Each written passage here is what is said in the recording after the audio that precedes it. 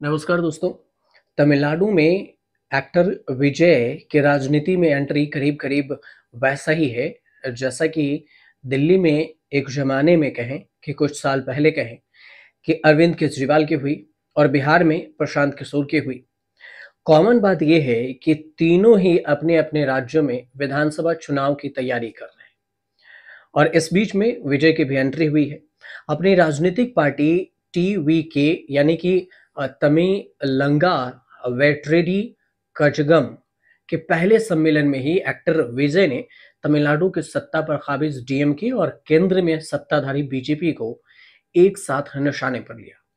और भले ही परिवार के राजनीति के नाम पर डीएमके को निशाने बनाया हो, लेकिन उनके दायरे में कांग्रेस भी आ जाती है। अब विल्लुपुरम जिले के विक्रवडी में आयोजित विजय की पहली जो राजनीतिक रैली थी, उसमें करीब-करीब 3 लाख से ज़्यादा लोगों के शामिल होने की बात सामने आई है। थलपति विजय कह रहे हैं, थलपति विजय कहकर उन्हें बुलाया जाता है और एक्टर विजय ने अपना विजन पहले ही साफ करने की कोशिश की। वो एक मेटाफर के ज़रिए अपनी दशा और दिशा को लोगों की नज़र में साफ करने की कोशिश की। अपने भाषण के शुरू में विजय ने अपनी तुलना एक बच्चे से की, जो कि सांप का सामना कर रहा था और उसे देखकर जोरदार तालियां बज रही थी।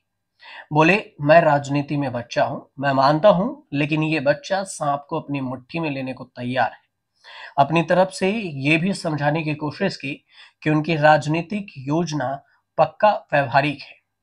डीएमके को टारगेट करते हुए विजय ने ये जरूर कहा कि एक स्वार्थी परिवार द्रविड़ मॉडल के नाम पर तमिलनाडु को लूट रहा है और वैसे ही बीजेपी को कहा कि बंटवारे की राजनीति से देश को खराब करने वाले लोग टीवी के यानी कि उनकी पार्टी के सबसे बड़े वैचारिक दुश्मन हैं। एक और बात जो काफी जोर से दिखा कि टीवी के द्रविड़म और तमिलनाडु राष्ट्रवाद को अलग अलग नहीं मानता। अब तमिलनाडु में वेट्रेटी कजयम कैसी होगी ये भी समझिए। एक्टर विजय टीवीके के विचारधारा को तमिल नेताओं के विरासत पर ही आधारित मानते हैं, लेकिन एक बड़ा फर्क खुद ही बताते हैं। विजय के मुताबिक टीवीके भी द्रविड़ नेता ईवी रामास्वामी पेरियार, तमिलनाडु के पूर्व मुख्यमंत्री के कामराज और बी.आर. अम्बेडकर की जो विरासत को आगे बढ़ाने वाली पार्टी बताया। विजय ने पहले ही साफ कर दिया कि हम केवल पेरियार की कही हुई एक बात को नहीं अपनाएंगे जो उनका ईश्वर विरोधी रुख है। कहते हैं कि ईश्वर को नकारने वाली राजनीति में हम कोई भी हित नहीं होने वाला है हमारा इससे। अब देखा जाए तो एक्टर विजय राजनीति में अरविंद केजरीवाल और प्रशांत किशोर के ही लेटेस्ट अपडेटेड वर्जन है। राजनीति में धर्म खासकर हिंदुत्व को लेकर जो चीजें अरविंद केजरीवाल बहुत बाद में समझे और सीखे, विजय कदम बढ़ाने से पहले ही समझ चुके हैं। और भी कुछ बातें हैं जिन पर विजय ने अपना रुख साफ किया। मसलन वो चाहते हैं कि तमिलनाडु के लिए 2 भाषाएं नीति लागू हो और तमिलनाडु को नशा मुक्त भी बनाना चाहते हैं। कास्ट सेंसस पर भी वो अपना रुख साफ करते हैं, लेकिन एक बात नहीं समझ में आती कि वो राज्यपाल का पद क्यों खत्म करना चाहते हैं।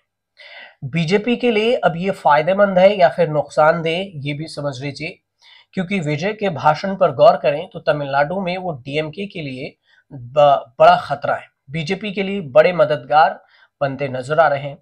और ऐसा मानने के पीछे ईश्वर के अस्तित्व को लेकर द्रविड़ राजनीति से अलग उनका स्टैंड है। अव्वल तो बीजेपी विजय भी वैसा ही कर रहे हैं बीजेपी जैसा जैसे डीएमके को। मायावती भी बीजेपी के आड़ में कांग्रेस को नागनाथम और सांपनाथ बताती रही है। लेकिन बीएसपी के रणनीतियों का फायदा किसको होता है, ये सभी जानते हैं। विजय कहते हैं कि वो पेरियार की एक बात से इत्तेफाक नहीं रखते, वो भी ईश्वर विरोधी रुख को लेकर। तो क्या ये नहीं समझा जाना चाहिए कि डीएमके नेता उदयनिधि स्टालिन के सनातन पर स्टैंड से बिल्कुल सहमत नहीं है, बल्कि वैसे राजनीति के कट्टर विरोधी हैं। और जो भी सनातन का कट्टर विरोधी नहीं है, वो तो बीजेपी के साथ कभी ना कभी आ ही सकता है।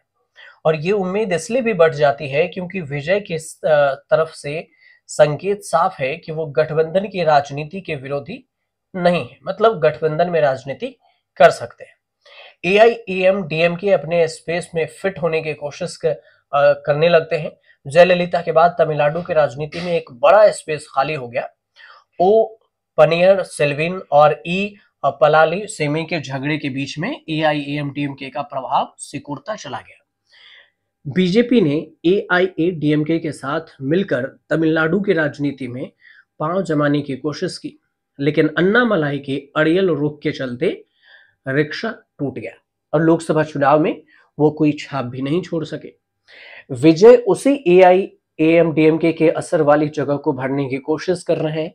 बस फर्क यह है कि वो जयललिता की तरह शंकराचार्य की गिरफ्तारी के पक्ष में बिल्कुल नहीं लगते और सनातन के प्रति सकारात्मक रुख दिखाकर बीजेपी के लिए भविष्य में मददगार होने के लिए संकेत भी दे रहे हैं।